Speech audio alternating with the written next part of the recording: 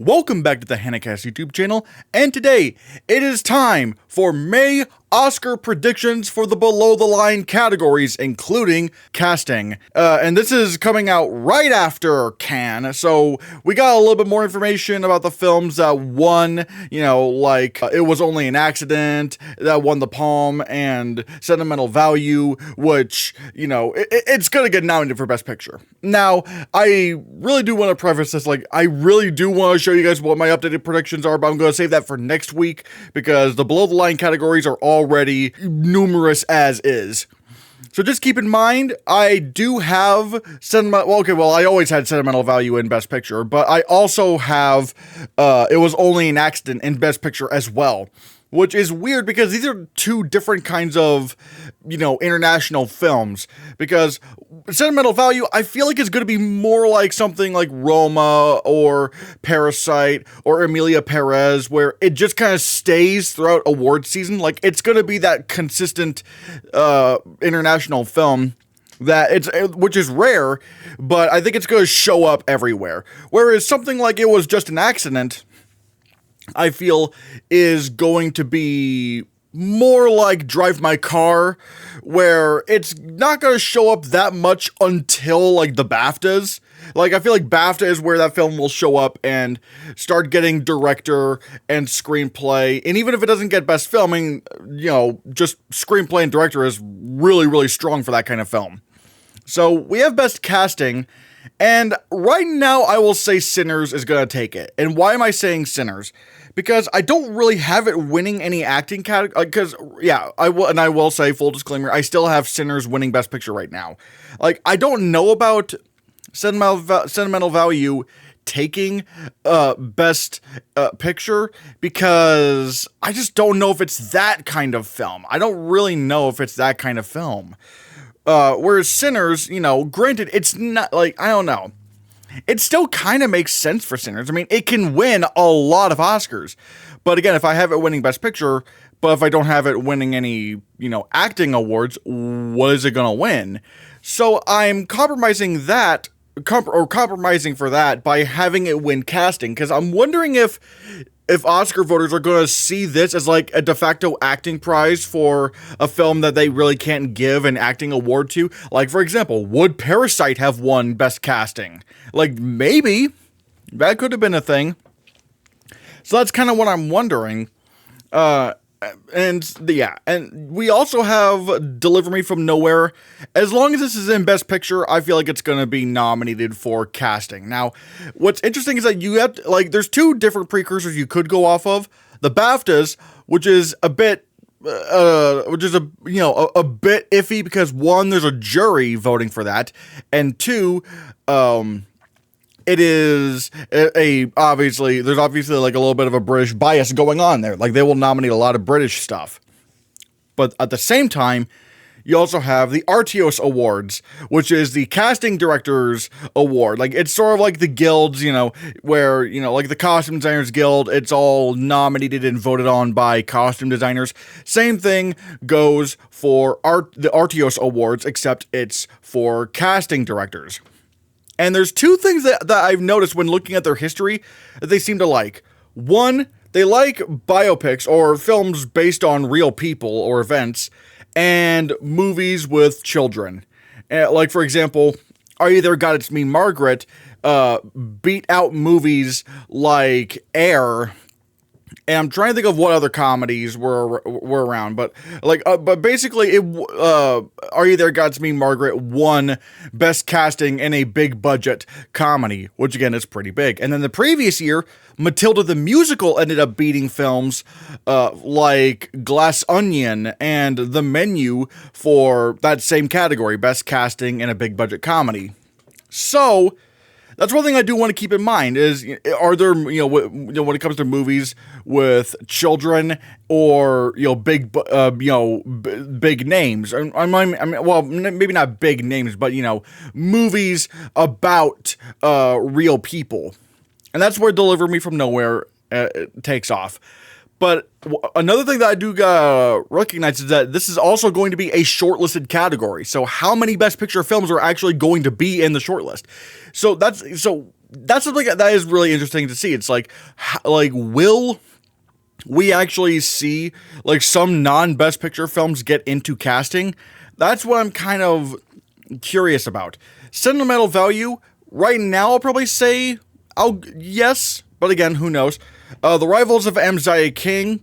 Obviously, there's some big names in the film, but there's also the Angelina Looking Glass, like new talent. That's also another thing that the RTS Awards like. They like discovering new talent, so that's something you want to keep in mind.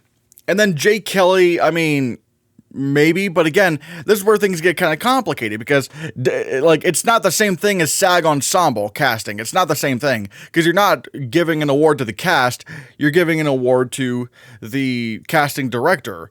So how are casting directors going to see this? That's kind of tough. That's kind of hard to figure out. So yeah, then we have Rental Family. That's where the kids come in. This is about an actor who is staying with the family. That if this performs very well at TIFF and starts to become an awards player, it would get nominated especially if it's in picture. The Smashing Machine, casting Dwayne Johnson as this real life UFC fighter, that could be a good narrative. That could actually be pretty good for the nomination. The Life of Chuck, maybe. I mean, it has the casting potential, but I don't know how strongly Neon is going to push that film, considering now they got, sentimental value, and it was just an accident that they're pushing. So I don't know. Frankenstein, I guess another thing I want to point out is that they also do, movies where, like, they also nominate and give awards to movies where you're casting, like, very well-known characters. Like, you're casting people as these characters. For example, West Side Story won an award at the RTS Awards. Wicked won Big Budget Comedy at the RTS Awards. So, that's another thing you want to keep in mind. So, I'm not sure, maybe Frankenstein, but I guess it also just depends on how big of a film it is overall. But yeah, Kiss of the Spider Woman. I mean, this would mainly go down to the casting of Jennifer Lopez, but I don't know. Like, again, I've always kind of have like a weird feeling about Kiss of the Spider Woman. And for those who don't know, this movie premiered at Sundance and it got decent reviews, but I don't know, something really tells me, or something is really hinting at that Sundance is just not the right place to premiere a film like Kiss of the Spider Woman. So I'm wondering if they're going to push it into the fall festivals where it would have like a better chance, but who knows? It was just an accident. That's where that film is, and it could maybe get in. I mean, it does have a lot of new talent, but at the same time, it's not as big of a contender, of an international contender as something like Sentimental Value or Parasite. Like, this is a film, like I said before, is a lot closer to something like I Am Still Here or Drive My Car, where they just kind of pop up at the last second and they don't really get a lot of precursors. So I don't know about it was just an accident. I mean, if it's shortlisted, okay, then definitely pay attention to it. But I don't know. It just might not be that big of a contender. It's probably, aside from international feature, it's probably just going to get, what Drive My Car. It's probably going to get what Drive My Car got. It's probably going to get international feature if, France submits it, obviously. Director, screenplay, picture. That's probably what it's going to be.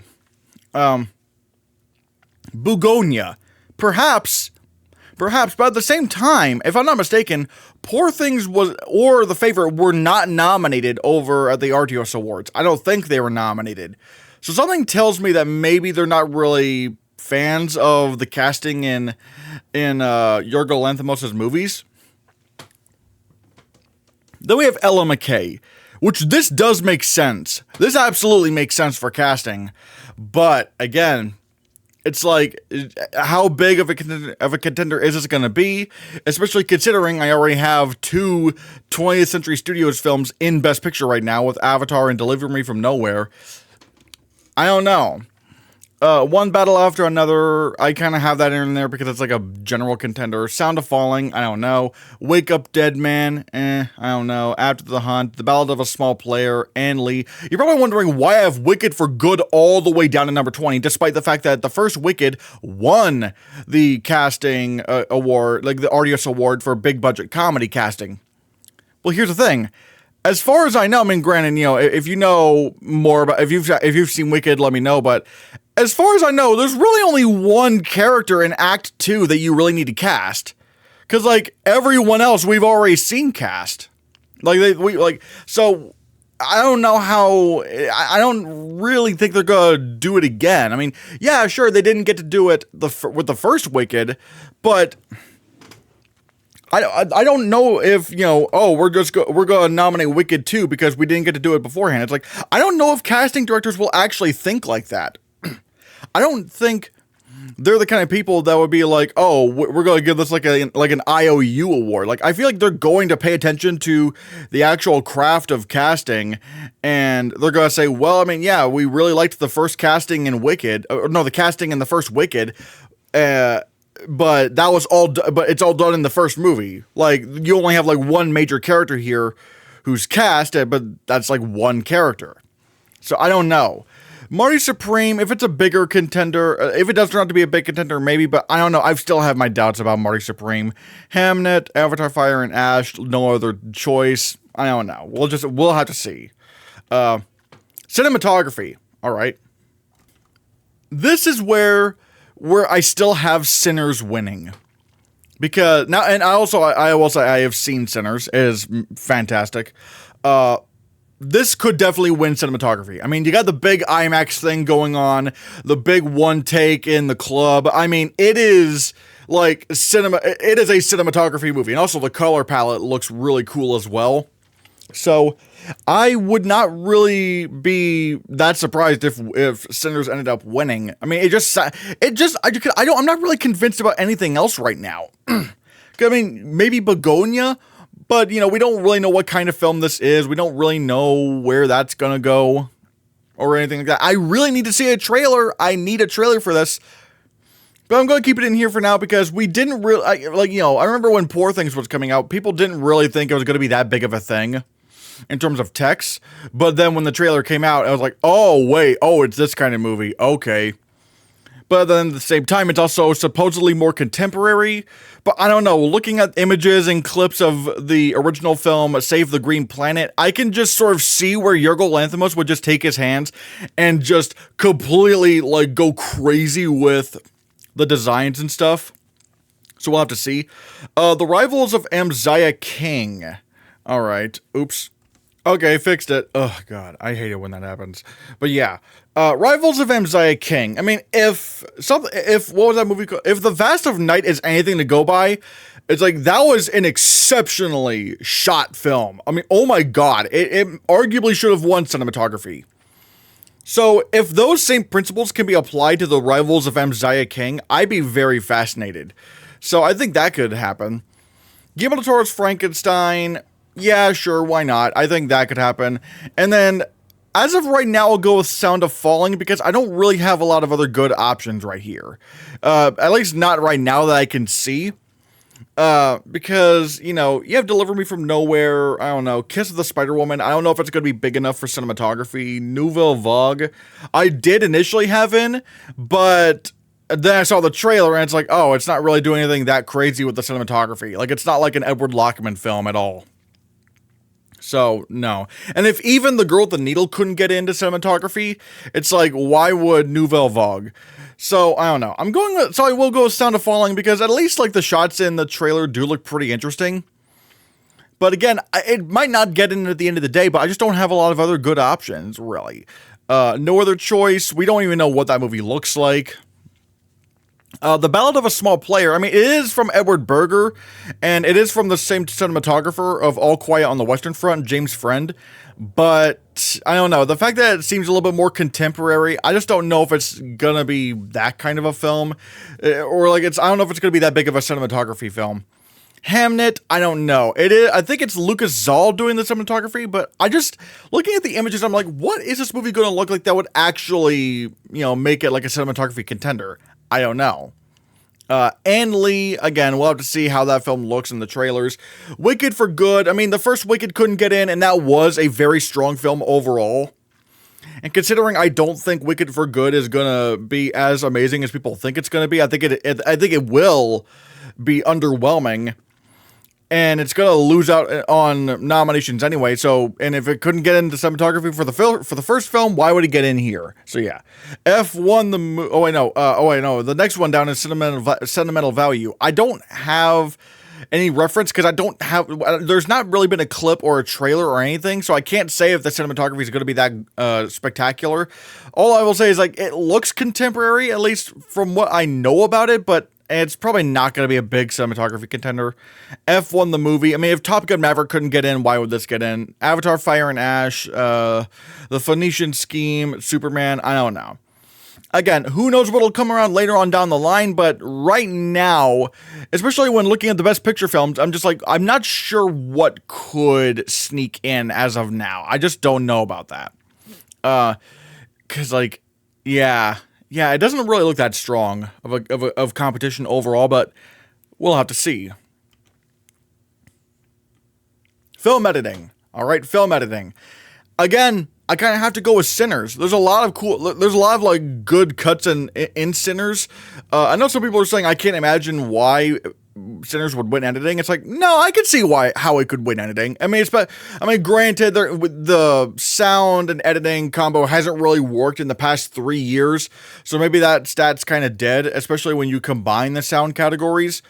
But I don't know, like maybe it could still hold up for this year.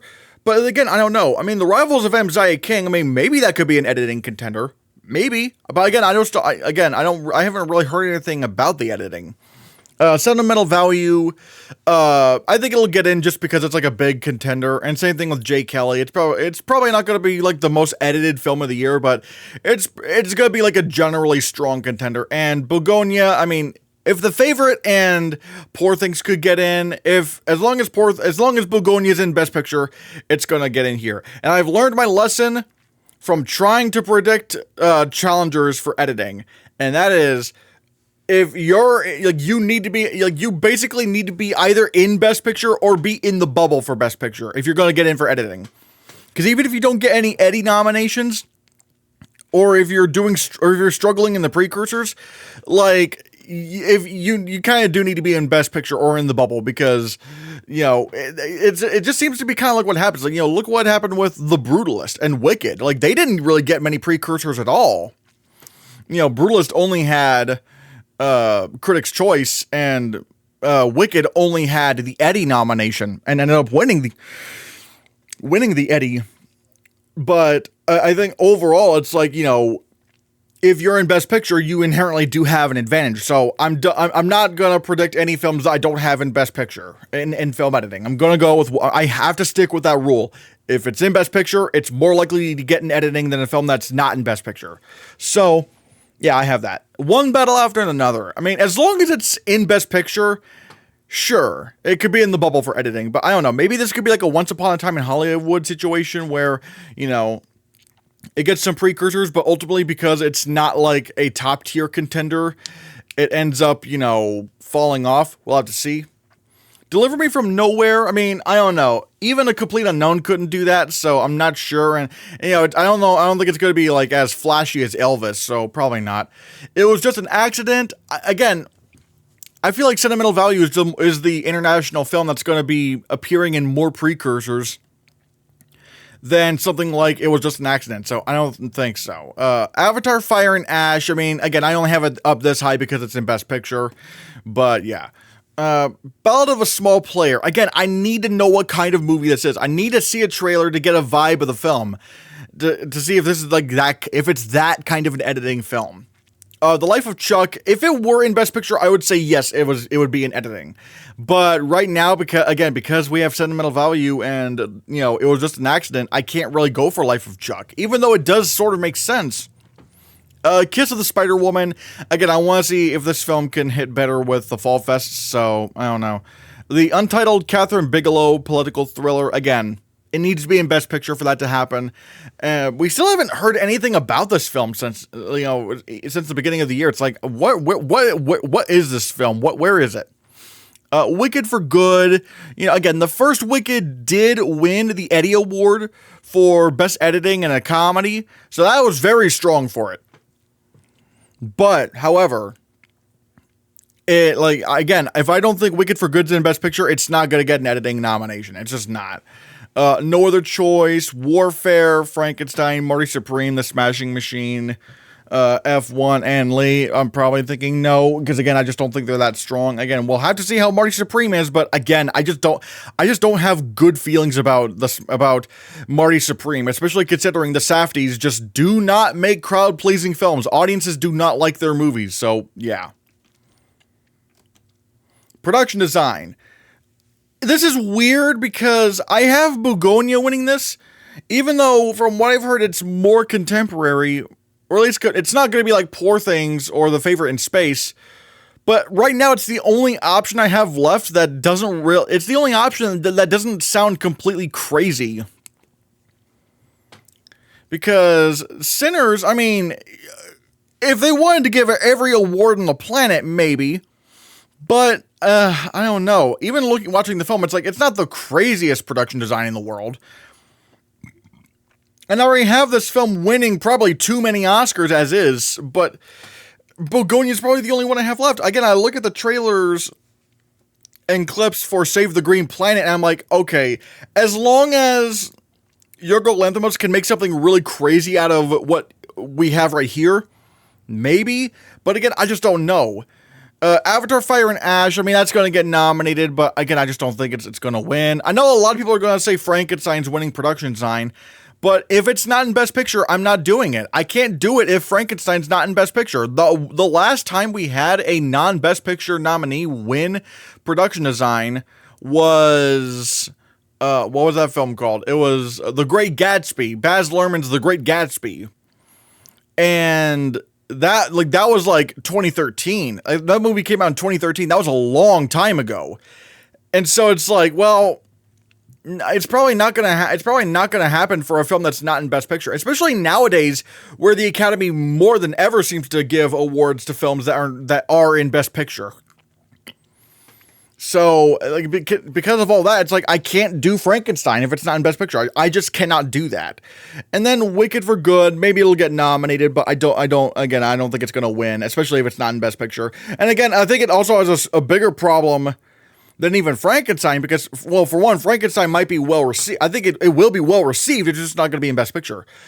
Wicked for Good, I just don't think it is going to be well received. But even if it were, I mean, look at Dune 2. It lost almost every Oscar that the first film won, except for sound and visual effects. So that's not good for it. So that's not great. Hell, it got nominated for less awards than the first film won. So Wicked for Good, I mean, it's probably going to struggle to get some nominations. And it's definitely going to struggle to get some wins. So yeah, the Fantastic Four First Steps. Man, I'm looking at the trailers.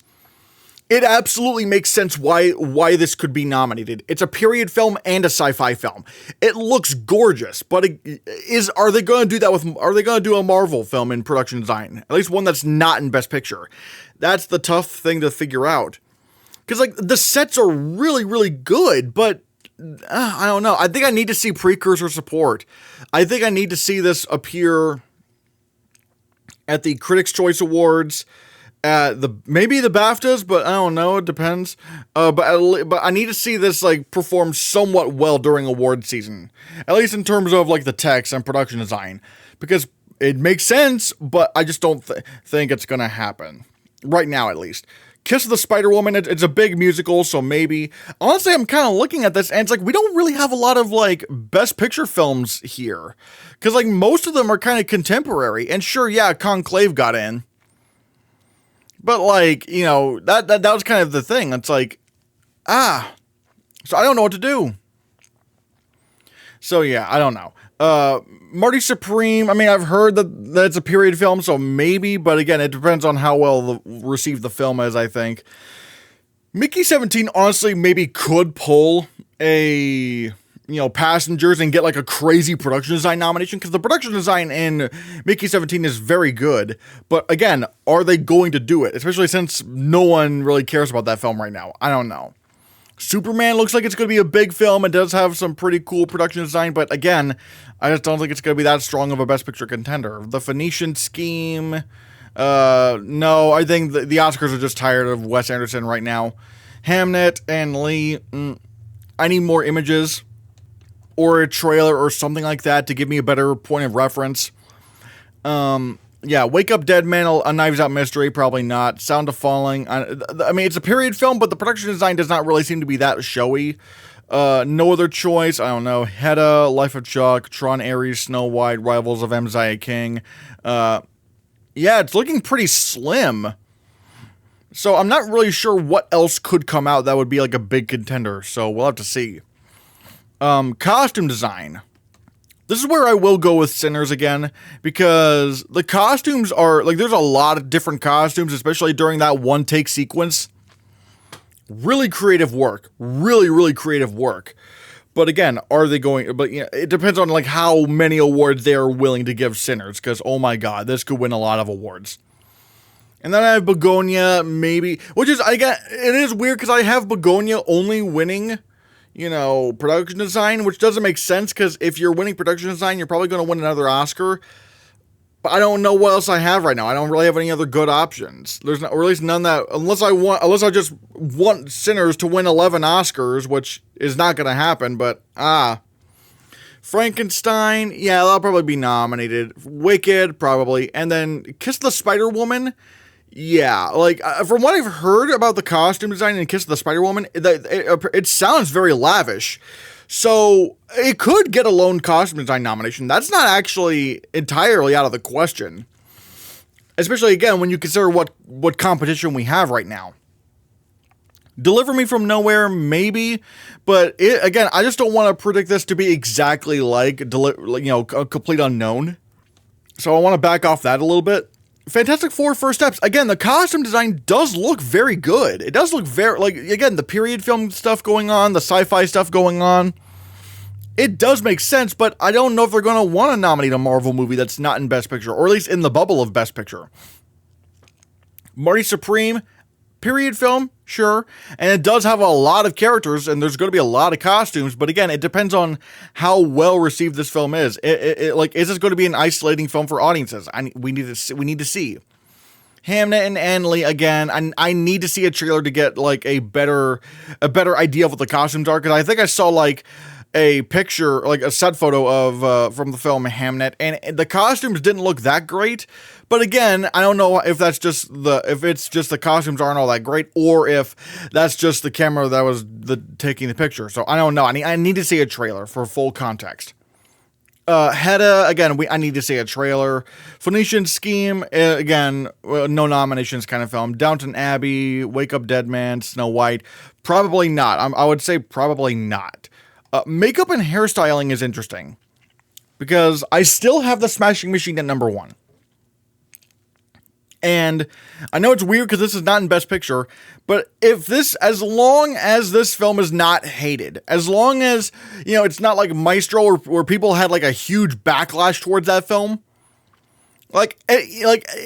Smashing Machine could still win makeup. And I would say that they definitely do enough to get the film nominated and even a win, if they really wanted to, because the makeup does look very good. It does transform Dwayne Johnson in a very, unique way.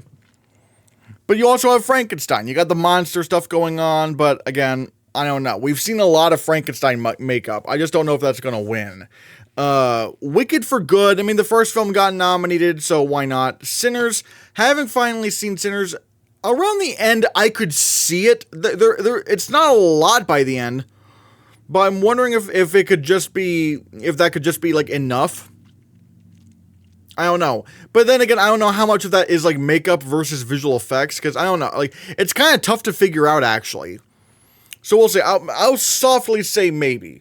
And then Begonia, again, I'm just assuming. I need to see a trailer. Man, God, it's like nearly the middle of the year, and some of these films don't even have trailers yet. But yeah, I need a trailer for Begonia. I really need a trailer for that. But I'm just going to assume yes for now, but I don't know. Good luck, have fun, don't die. That's the Gore Verbinski film. But again, we have no point of reference for this film. There is no trailer or anything. And I know some people are saying that this could be like a makeup contender or a visual effects contender, maybe. But I need to see a trailer. I need to see a trailer before I go all the way on that. Wolfman, I don't know. I know some people are saying, well, they did Nosferatu last year, so they'll nominate horror.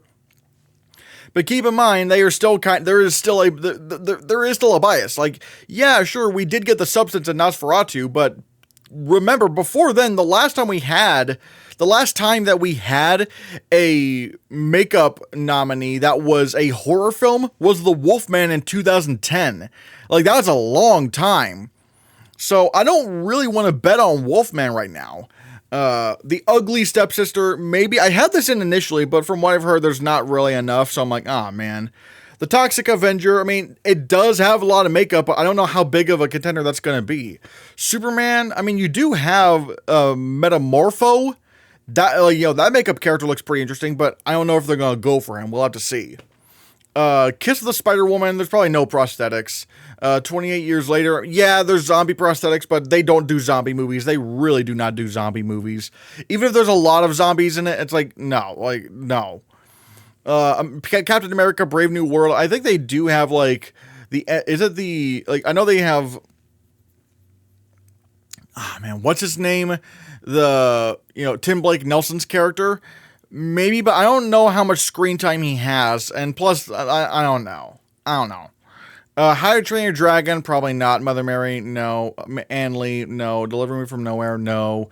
Untitled Christy Martin biopic, no. It's just like, I want to look at the prosthetic films. I need to see more of the prosthetic films. Visual effects. I still have the top 5, which is Avatar, Wicked, Fantastic Four, Superman, and Mission Impossible. I swapped, I took Mission Impossible down, because it's not the most well-received Mission Impossible film, but at the same time, the reviews are still not bad. They're not bad reviews. They're still positive. Like, let me look here. Yeah, it has an 80%. That's good enough. I think the reviews are good enough for this film to be nominated for visual effects, and if for nothing else, because and again, I am still very hesitant over Superman because, the DC Universe films, they don't really get nominated. Hell, they don't even get shortlisted. And this is a new DC Universe, but I don't know if that's going to carry over or not. So we will have to see about that. I need to know. And with Mission Impossible, I think it'll solidly be in there because, again, this year's not looking to be all that strong. I mean, I do think Thunderbolts has a better chance than most people think. I know some people are trying to say, what? There's no visual effects in Thunderbolts. It was all practical. It's like, guys, there are over 2,000 visual effects artists credited for Thunderbolts. Like, you can't be serious. Like, no, there are tons of visual effects in Thunderbolts. It's Marvel. Of course they're going to have tons of visual effects. It's probably more invisible, probably more on the lines of No Time to Die, probably. But it's not a film that just has there's only stunts and practical effects and nothing else. Like, no, it's Marvel. Again, over 2,000 visual effects artists credited. Like, guys, come on. It's going to be a bigger contender than that. I don't have it in right now because, I don't know, it's not really as vibrant as some of Marvel's other films, and, that could probably hurt it. Maybe that's what helped hurt Doctor Strange, but I don't know. Jurassic World Rebirth. Now, the effects do look amazing. They do look better than they ever have. And it is a very bright and vibrant film in terms of the look. But not in a way like Jurassic World, where, it looked very artificial in the way it looks. Like, Jurassic World Rebirth actually looks like how a blockbuster should look. So maybe, but the problem is they have not nominated a Jurassic Park movie since The Lost World back in 1997. So I can't really bet on that right now, but it is Gareth Edwards, and he was a visual effects artist turned director.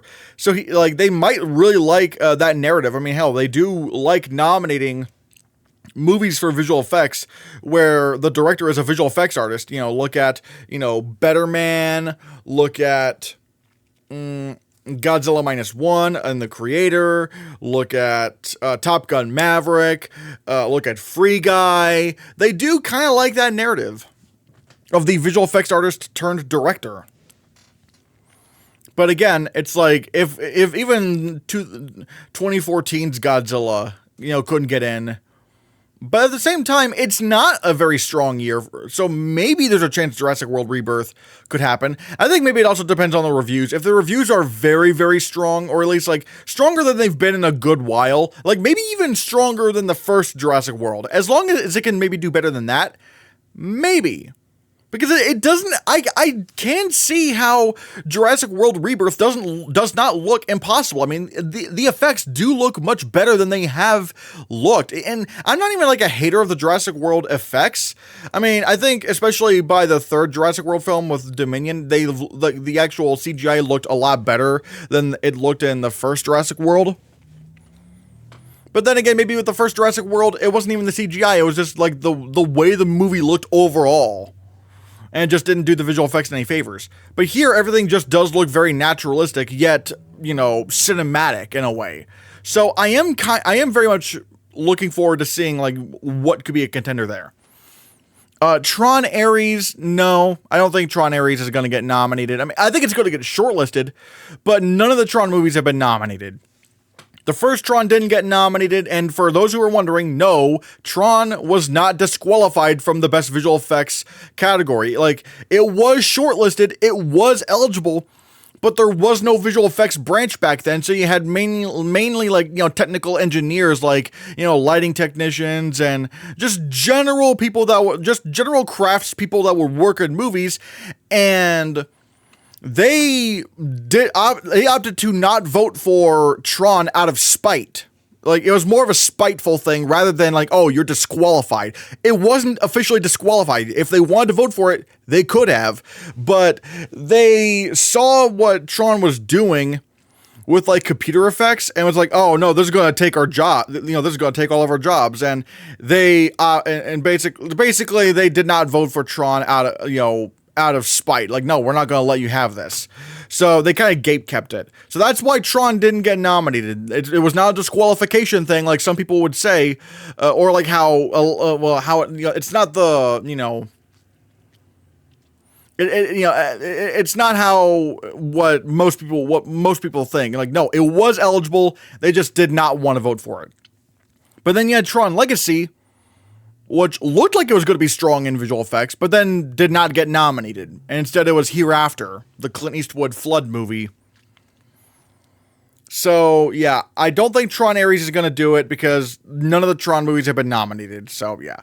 Red Sonja, I'm only putting in here because I'm trying to look out for a contender that I don't know anything about. Because those always come out around the end of the, later in the year. You got Better Man, you got Godzilla -1, you got All Quiet on the Western Front, you got all these movies that are late year contenders for visual effects that you never see coming this early, and I've been scouring the internet trying to find something. But right now, I don't know what else could, I'm kind of running thin, so I'm going with Red Sonja because it could be a big, fantasy film, but again, I don't know. Mickey 17, I mean, the effects are pretty good for what they are, but again, I don't know if it's gonna hold up to the rest of the year. Captain America Brave New World, people hate that movie, it's not gonna get nominated. The Oscars have never nominated a Marvel movie for visual effects that had bad reviews, so they're not gonna do that. Good luck, have fun, don't die. Sure, yeah, again, Gore Verbinski, that's another director who is a former visual effects artist, and he worked on major, visual effects films like Pirates of the Caribbean, The Lone Ranger. Sure. However, I just don't know anything about this movie. Like what visual effects could possibly be in this movie? I need a trailer. I need to see a trailer for this film. Predator Badlands. The Predator movies have not really been nominated for visual effects since, the first one. So I need to see what kind of film this could be. I mean, Predator Badlands does seem like it's going to be on an alien planet, but then again, Predators was also on an alien planet, and that didn't get nominated.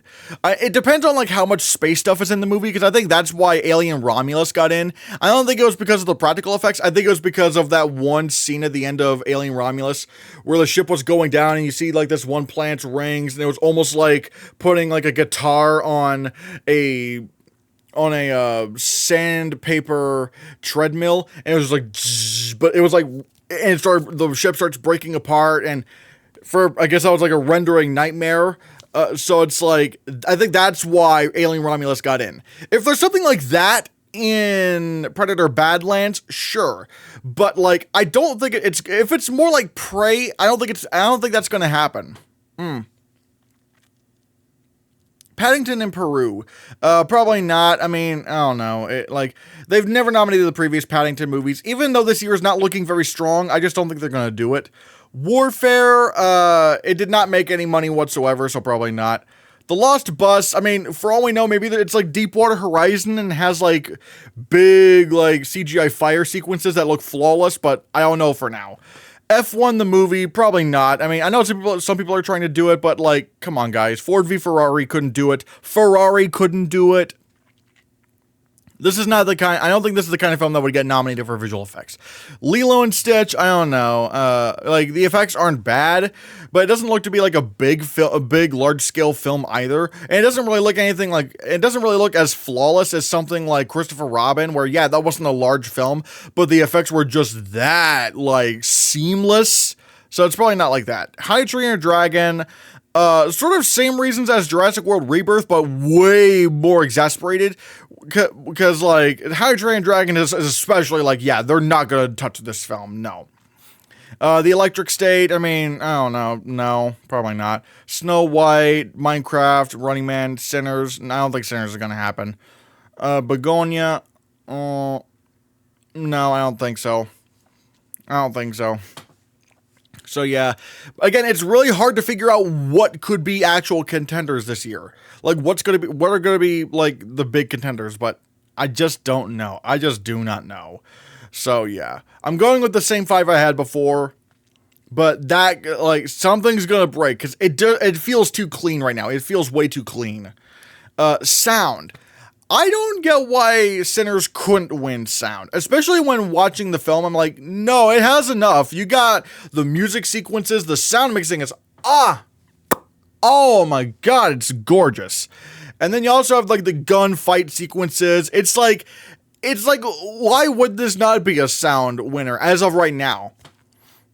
See, I don't know. And I know some people are going to put F1 to win sound. I'm going to tell you this. We have not had a sound winner, at least in the expanded Best Picture era. The only time we ever had a sound winner that was not in Best Picture was Skyfall, winning sound editing. And even that tied with Best Picture nominee, Zero Dark 30. So it's like, no. Especially now with the combined categories of sound, absolutely not. No, there's no way F1 is going to win. It could get nominated, sure. Yeah, that's perfectly fine. No way would F1 ever win this if it's not in Best Picture. No way. They just don't do that. So I'm going to go with Sinners because right now it just makes the most sense. It's guns and music. So, hey. Deliver Me From Nowhere, music film in Best Picture, so that's going to get in. And same thing with The Rivals of Mziah King. If it's a music film in Best Picture, it's going to get in for Best Sound. Avatar, Fire and Ash, it just seems like a safe bet right now. Yeah, makes sense. What are the ones that could be on the outskirts? Well, you got One Battle After Another. That's also potentially a Best Picture contender. Maybe.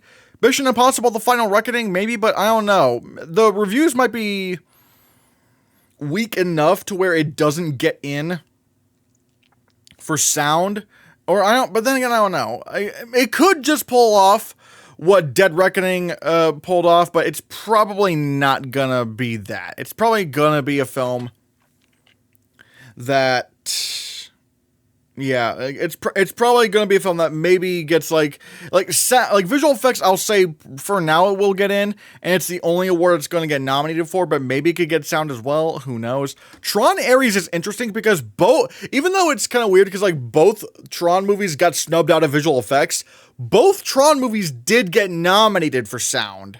So that's interesting. But is that gonna hold up, especially now with the combined sound categories? I don't know. Begonia, I mean, from the sounds of it, it could be like a sound film, so we'll have to see.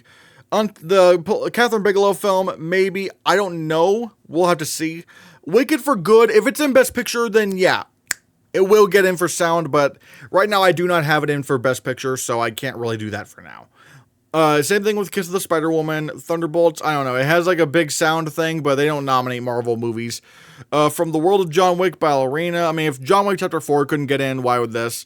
Fantastic Four, First Steps, Jurassic World Rebirth. Warfare makes sense, but again, it made no money, so it's probably not going to happen. The Lost Bus, Superman, History of Sound. Ironically enough, even though, we're talking about a film that had called The History of Sound, I've not heard anything really spectacular about the film, so I don't know. Frankenstein, Running Man, Mickey 17, probably not, so yeah. Original score. Again, this is the category to beat Sinners in. Even if it loses everything else, it's going to win score. I would be shocked if it lost to anything else. Because right now, I think Sinners is your best bet. The music is the movie. It is the movie. So I'm going to go with that. Rivals of Amzaya King, I've heard, that could be like a score contender, sure. Jay Kelly, perhaps, maybe. Begonia, yeah, I'd probably say that's the best bet right now. And Sentimental Value, probably. I mean, if it's going to be as big of a contender as we think it is, it might get score. Now, one thing I do want to preface this. If you're going to predict score, keep this to Best Picture nominees, or prioritize Best Picture nominees, because that is how the score branch, or the music branch, does score these days. They will prioritize Best Picture nominees over films that are not in Best Picture, unless it is John Williams. Now, some people will say, well, Christian, The Wild Robot got in for score, and that wasn't in Best Picture. Yeah, but look at the shortlist. When you look at the shortlist, the only Best Picture films the films that got nominated for the only Best Picture film, there were only 4 Best Picture nominees in score. I thought Sing Sing could maybe do it, but ultimately that did not get nominated for Best Picture. So it was vulnerable in score. And I thought maybe they wouldn't do Wicked, because okay, sure, yeah, it's solidly in Best Picture, but come on, guys, it's not gonna be, they're not gonna consider it an original score. And then they did it anyway. So that just showed me, okay, they will just nominate Best Picture films unless there's John Williams. There's basically one of, at least nowadays, there's only one of 2 ways a film will get nominated for score. No, a Best Picture film, that Best Picture film will not get nominated for score. If A, it's just not on the short list, or B, if John Williams is there. Because, yeah, The Zone of Interest didn't get nominated for score, even though it was shortlisted, but The Zone of Interest lost to John Williams. So, yeah. So, basically, if you're predicting score, prioritize the Best Picture films, because that's going to be your best bet. Because they, nowadays, I mean, maybe back then they used to be a little bit more experimental with films that were not in Best Picture. But nowadays, they kind of keep it very simple. And, all right, we're going to just choose Best Picture films, unless John Williams is here. So, yeah. And that's why I have One Battle After Another, Avatar, Fire and Ash, all in there. And yeah, because I don't know what else. I don't know if this thing honest gonna be a score contender. I don't know. It was just an accident. I don't think it's gonna be a big score contender. Deliver Me From Nowhere is probably gonna mostly just be Bruce Springsteen songs. So yeah. Let's see. If Life of Chuck were in Best Picture, I would predict that for score. I would predict Chuck for score if it got into picture. But right now, it's kind of shaky, so I'm probably not going to do that. Rental Family, Marty Supreme, After the Hunt, Frankenstein, Wicked, and Leave, F1, Fantastic Four, Superman. Again, they're on the outskirts because I just don't have them in Best Picture. But again, like I said, that's basically your main thing. Keep your score predictions to Best Picture nominees. And if once the shortlist comes out, max out as many, Best Picture nominees as possible. Unless John Williams is there, which I don't think he's going to be there this year. Song. All right, this is going to be short because, we don't have a lot of songs, really. And honestly, I can already tell you the one that I don't think is going to stick around. I Lied to You from Sinners. I think that's part of the scene in the movie, and you could just imagine that being played on the Oscar stage. You're like, oh my god, Dear Me from Diane Warren, Relentless, because Diane Warren. If there's a Bruce Springsteen song in Deliver Me from Nowhere, perhaps. If there are original songs in The Rivals of Amaziah King, yeah, sure, that could happen. And then, the Cynthia Erivo song from Wicked. I mean, I don't know. I don't think Wicked for Good is going to be that well received, but I don't really have any other good options. And I could do Dangerous from Sinners, but that would mean, again, that's just way too many nominations for Sinners. So, I don't know. And I've heard that there's a Diane Warren song from some movie called Maserati, The Brothers. Whatever Diane Warren songs are in there, keep an eye out for it. So yeah, and Ariana Grande for Wicked for Good, look out for that.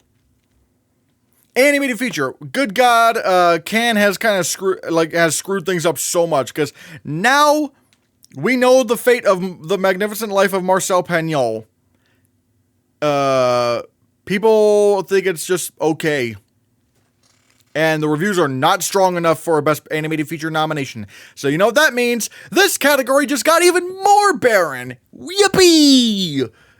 God, this category is so weak. The one film I was thinking, oh yeah, maybe, I want to see if maybe Marcel Pagnol could, beat out Elio if it's nominated for PGA. Well, now the reviews aren't even all that great, so it's like, okay, well, Elio's just gonna win. I mean, I know some people are gonna try to say Zootopia 2, but the Oscars don't really give Best Animated Feature to sequels all that much. They don't really give Best Animated Feature to sequels unless it's Toy Story. And even then, Toy Story 4 did not have an easy path to Best Animated Feature because it lost the Golden Globe, it lost the BAFTA, it lost the Annie Award. So it's yeah, it won the Oscar, but kind of barely. So right now, I'm not going to say Zootopia 2 is going to win. I think it's just going to be Elio. Disney's streak of losing Best Animated Feature is done for this year because there's no other competition. There's nothing else. There's Arco, but I don't know how strong of a film that's going to be. In Your Dreams, that's the Netflix film. So why not? In Waves, perhaps, maybe? Again, we'll see. But again, the category is so barren, it's kind of hard to find what else could be nominated. The Twits, I mean, yeah, it does have Natalie Portman in it, but it's the film's aesthetic doesn't look all that great. Scarlet, yeah, sure it is Mamoru Hosoda who did Mirai. But, unlike Mirai, this seems to be more like an anime action film, and those don't really get nominated for Best Animated Feature at the Oscars. I'm pretty sure Scarlet will be amazing. I mean, good God, I really loved Suzume, but Suzume is another example. That was sort of more of an action film, and the Oscars just ignored that. So, I don't know about that. The Twilight World, I think that's Werner Herzog. That's Werner Herzog's movie, but I don't know if that's going to get it or not. Savages, I don't know. The reviews aren't that strong. Neja 2, I mean, look, yes, I know it made $2 billion worldwide, but it basically made $2 billion in China. No one outside of China gives a shit about Neja 2. It didn't even make that much money in the US. It's just it's just not really that kind of film. I don't think it's going to be that strong at the end of the day. Because again, it just has no visibility in the US whatsoever. And Animal Farm, yes, I know a lot of people are going to say, what, you don't have Animal Farm in? Andy Serkis is directing Animal Farm. You want to know what movies he's directed? Breathe, which got okay reviews. He directed Mowgli Legend of the Jungle, which got not so great reviews. And he directed Venom Let There Be Carnage, another film that did not get very good reviews. So, it's like, is Animal Farm really good? Like, are we really going to base Animal Farm, like, say that that's going to get nominated for Best Animated Feature, even though we have that, we have Andy Serkis directing? And I'm not trying to shut Andy Serkis or whatever, but it's like, I'm just saying, when you look at the track record, it's not a good bet. Also, the animation studio that is doing Animal Farm, they don't make very strong films whatsoever. Like, let me just look up Animal Farm, okay? Because I'm telling you guys. Alright, yeah, let's take a look at some of Cinesite Animation's films. Alright, actually, wait, let me just make sure. Oh, I know, the main one is... Okay, never mind. The main ones are The Imaginarium, which I think is like Andy Serkis' production company, and Anaventure. Alright, let's take a look at Anaventure. Alright? Here are Anaventure's films. Paws of Fury, The Legend of Hank, No Malone, and Hit Pig. These movies, hold on a second. Are we really going to say Animal Farm? Like, the fucking, like, with this production, with this animation company, is going to make, like, suddenly a masterpiece? No, guys, no! It's directed by Andy Serkis, who does not make very strongly reviewed films, and even the studio that has its name on the poster that we have has made these movies.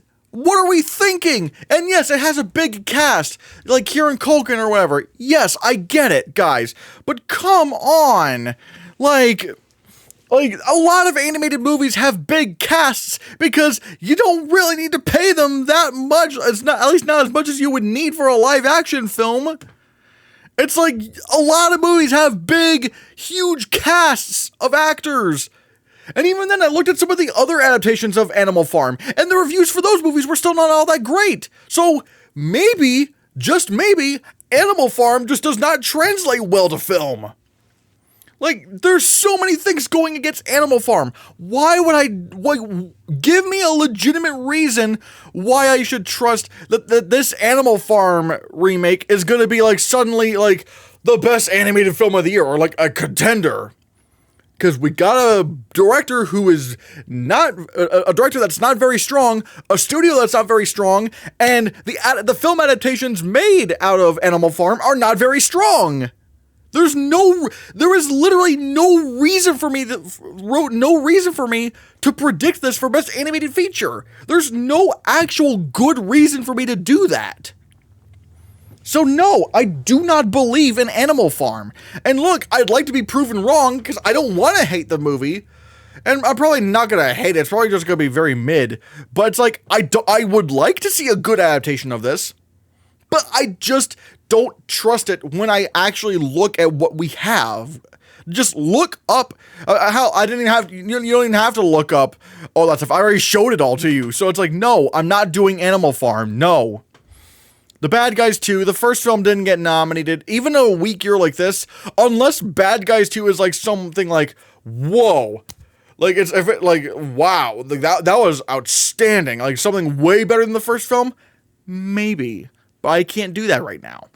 Dogman, no. Fixed, probably not. So, yeah, no.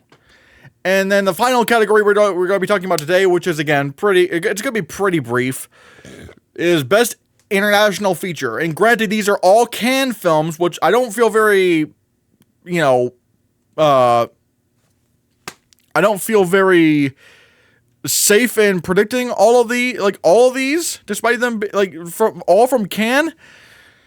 But I'm kind of going off of what the information that I have. I mean, it's sentimental value that's going to win. That is going to win the Oscar. Then we have, it was just an accident. These two films are in Best Picture, so I think Sentimental Value is going to win, but obviously if it was just an accident in Best Picture, it could get in. But that is depending on if France submits it, because obviously Iran is never going to submit it was just an accident into Best Picture. They're not going to do that. So it's going to depend on either Luxembourg or France. And Luxembourg, I think last year they opted to not, submit a film for best animated features. No, for best international feature. So it's going to depend on France. Is France going to make the right call? We'll have to see. Sound of Falling.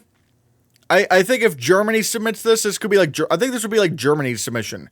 So perhaps The Secret Agent. I know Brazil's gonna be championing this. I mean, good God, you guys really you guys went insane over I'm Still Here and got that into Best Picture. Like, oh my God. So keep your eye out for The Secret Agent in international feature, because the Brazilian army is like they are going to be like championing that film. They champion anything that they like, which, hey, that's great. And Sirat. I mean, perhaps, sure, but I think this is Morocco. But I've heard very good things about Sirat, so I would keep my eye out for that. I mean, I think it did tie for third place over at Cannes. So hey, no other choice. Maybe it depends. 2,000 meters to Andrivka or Andrivka, perhaps. But again, that could maybe happen. All That's Left of You, there's still no U.S. distributor for that, so I don't know. The Wave, probably not. The reviews for that are just okay. Two Prosecutors, I mean, if they don't want to go for Sound of Falling, which would be kind of dumb, they could go for Two Prosecutors if Germany, so maybe. And, if I misspelled Nouvelle Vague, oops. But yeah, if they don't want to submit, it was just if France does not want to submit, it was just an accident. They'll probably do Nouvelle Vague or Vague, I don't know. But I think that would not get nominated if they did submit that. It just doesn't. Again, it's not very that strong overall. And guys, those are my predictions for the below the line categories at the Oscars. My God. Next week is going to be Best Picture, where you will see fully, the Best Picture category has definitely changed a lot. So I want to let you guys know about that. As I said before, we have memberships open for $2 a month. You get weekly live streams, members only live streams, member requested reviews, badges, emojis, members only shout outs at the end of my video, which you will see here in a bit. And also you get early access to Oscar predictions videos. So keep an eye out for that. If you want to be a member, consider becoming a member. It really means a lot. And also, obviously, I want to let you guys know that we have merch available. Go to the Hannahcast-shop.fourthwall.com. You get a lot of cool Hannahcast apparel, as well as Hannahcast accessories, like pins and backpacks and stuff, and mugs. We'll have to see merch, including an embroidered hat. Ooh. And you also have funny shirts like this movie theater douche repellent and Bayonora shirts. So yeah, consider going over to the Hannahcast-shop.fourthwall.com, because there's a lot of cool stuff that you might like. So yeah. And now I want to pass the question off to you. What are your below the line Oscar predictions for May? Let me know in the comments below what you think, and be sure you hit that subscribe button, because if you don't, you're going to be vague.